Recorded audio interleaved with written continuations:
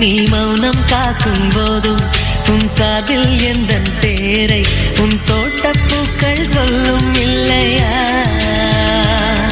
ஒரு தென்றல் தட்டும் போதும் கடும் புயலே முட்டும் போதும் அடப்பூக்கள் பொய்கள் சொல்வதில்லை.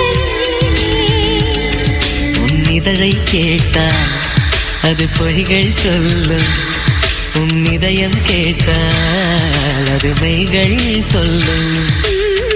இதயத்தை கேட்க நேரமில்லை, இதுவரை இதயத்தில் யாரும் இல்லை.